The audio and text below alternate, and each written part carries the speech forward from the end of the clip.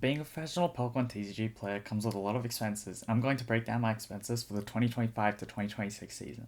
I played a total of 12 regionals and 3 internationals, intentionally being more efficient with attendance by making sure I attended 5 events per quarter.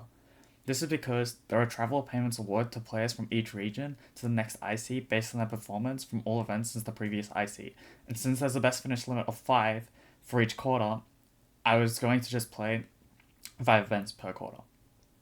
The first trip I took was to Monterey and Pittsburgh, where I bubbled out of cash at Monterey with Dragapult Dusknoir. This was pretty painful considering most of my losses were very rough games with basically no attack being possible, although I did have 2 games where I could have taken a better path to win, but overall my draws were just not very good with the deck. I swapped to Gardevoir EX at the next event, but to be honest my list wasn't good enough and I wasn't practiced enough in the mirror. I managed to throw a win in round 1 into a tie, and then I hard threw a position at 9-1-2, and those were the main downfalls of my tournament. Otherwise, the other issues could have been due to deck list. I didn't have a Frillish, but it would have been really good. Overall, that was a full whiff on the trip and a net loss of $2,200. I was initially going to go to Lille and Gdansk, but the late announcement of Brisbane made me bail on those plans, and I switched back to Dragapult EX, mostly because I wasn't confident in any Gardevoir EX list I had at the time. Dragapult EX was actually quite a strong play for this event because I hit multiple Charizards, but unfortunately my luck in the mirrors were terrible and I lost 2 sets because of it. This meant that I had to play an ASIM, and then in my ASIM round I drew really badly. I priced 3 GPs and then I fully bricked in the next game. So I had 2 unplayable games and just immediately lost. There was only one other round I could have done anything, I think. There was a round in round 8 against Goldango where I think I discarded a Duskull at some point and I need to re-bench it to play around the Mega Mawile. I may have been able to save that in hand and maybe could have won that game, which would have given me extra match points and I could have dodged ASIM, which would have put me in a better position. But I did get quite lucky to hit a lot of Charizards, so that doesn't necessarily mean that it helped me. Overall, I left this event with a profit of 1600 because it was local and I was able to stay at a friend's place to avoid paying for accommodation. The next set of events was Las Vegas, LAIC, and Stuttgart, which I was able to use airline points to heavily reduce my airfare expenses, although I did stay for quite some time and racked up some expenses for accommodation. Las Vegas went poorly because I sent a slightly more consistent list of Dragapult Dusknoir without Monkey Dory, which in hindsight probably wasn't worth it, but it wasn't really the reason I bombed. The main reason was that against an Absol, I stretched for a Dragapult EX when I still had one in deck, and I needed to get an NG because then I lost to Enhanced Hammer. I also lost to Joltik because I benched an extra GP line because I thought, oh well, I can afford it because if my opponent amps again, they go to 2 prizes, and they still need to get through my 2 Dragapults. However, they went amp on it, bench more, and then I lost. My final loss was at 5-2. I decided to play it out, and then my opponent on Marnie's Grimmsnarl, that match was really hard without the Monkey Dory, but I probably could have won the game, but I just didn't put enough damage on the Grimmsnarl because I just couldn't foresee over 3 turns what my prize map was going to be. And I just didn't have enough damage on the Grimmsnarl, and if I had enough, I would have had the knockout, I believe. So I lost that. I think if I had the Monkey Dory, it could have helped in 2 of those losses, so that was kind of a blunder on my part. After this was LAIC. Our group pulled together an idea of Absol with Snowy Mountain. So the idea of it is that with the Snowy Mountain, you can push to 260 damage with things like Petra and Blood Moon Ursaluna, as well as you can self-damage Cornerstone, which allows you to play around Mawile's second attack. This idea was really strong, but the problem was I wasn't good enough for the deck. I just wasn't strong enough at the Gardevoir matchup. So the actual fundamental reason is that in the Gardevoir matchup, if they take the knockout on your Absol immediately, you have to go into clutch locking to win the game. So what ended up happening was I didn't Arven for Stretcher, Arven for an NG switch I didn't really need to, and then after Iono I didn't find Yveltal and I didn't find Catcher, so I couldn't use like Arven for one of the 2, and I just couldn't find it over multiple turns. Whereas if I Arven for the Stretcher, I would have probably been able to find it and would have had a much easier time to find the combo, and I probably would have been able to trap. I don't remember I could have benched the Yveltal immediately either. That may have been possible. Overall, the list was really good for that event. The only problem was I didn't have Cypher Maniacs, and that would have helped slightly with Goldango, and I did lose to a Goldango in the last round, which was the winner in. So, could have been a little bit better.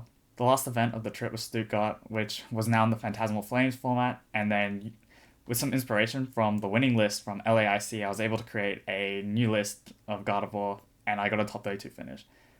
I don't remember if my first loss was winnable, but I do know my second and third loss were entirely my fault.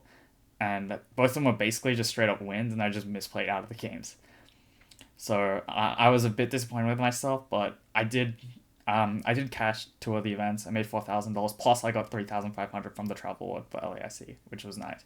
Next up was Toronto and Merida, which were kind of funny because of the polarization and the weather. The flights were relatively high cost wise, just because they're a bit more out of the way than Monterey and Pittsburgh. The events actually went quite well. I top 8'd Toronto, and then I lost in top 8 because I had a really bad throw. I forgot that I need to Adrenal Brain on the ante for the knockout, so I didn't Adrenal Brain on it. I need to Adrenal Brain twice. I had the two Adrenal Brains, and I just started putting down to the bench thinking I had a knockout, and just forgot that I needed to do on the active, and then he two-roed, and then I lost. And then game 2 I just fully bricked and lost. In Merida I started 9-0 for the first time actually, and then I made an error in the last two turns of round 10-11. I got really unlucky in round 11 to lose as well, like under 1% to actually lose that game. It was kind of insane. And then I made some mistakes, I think, in round 13 towards the end because of some time pressure. And then I lost out to only make top 32, which was just insane. I was very disappointed in myself. But overall, I did make some profit, and the deck I was playing was doing really well, and I would continue to play that deck. So the next event was Sydney, and this was the first time I played in Sydney since 2023 because they never really host events here.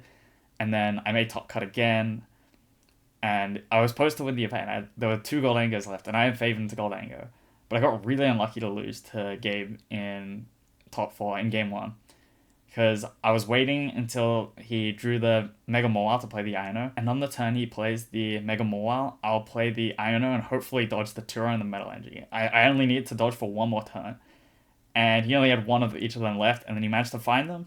And then after that, the game came down to a 50-50 where I needed to top like the Mega Diancie, and then I whiffed it, and then I needed to get the Monkey Dory off the prizes, and then I whiffed that, and I lost the game. And then game 2, I misplayed at the end because for some reason I kept forgetting about Cameron. I forgot about it, didn't heal out of range. He even asked me about it, and then I'm like, oh wait, yeah, I should play around this Cameron card. And then the next turn, I play around it, and the turn after I just forget again, and then I lose.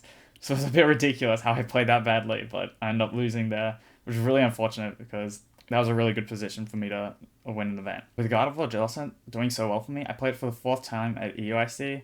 However, I made a misplay against Marnie's Grimmsnarl, and I lost. This is because I foolishly thought that I could outdamage their Monkey Dories, even though it was very clear that if they just went bench Monkey Dory attach and then snipe, they would kill my Monkey Dory and I would lose.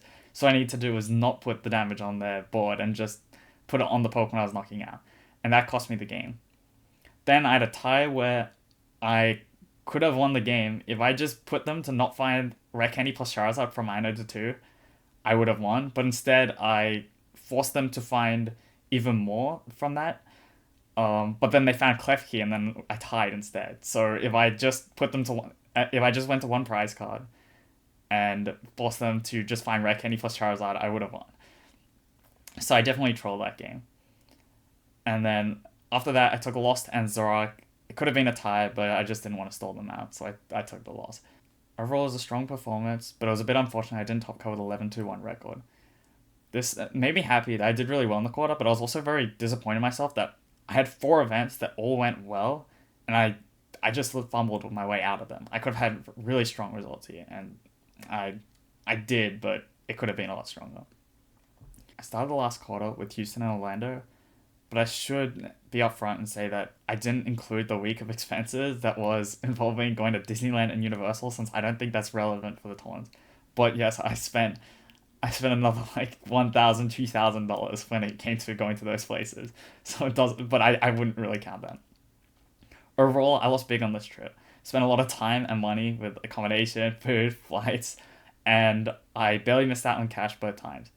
At Houston, I definitely could have played better at my 7-0. I lost to Henry Chow. Game 1, I was always losing, and it just came to a 50-50 basically at the end, which I had to get lucky to get in that, and I lost.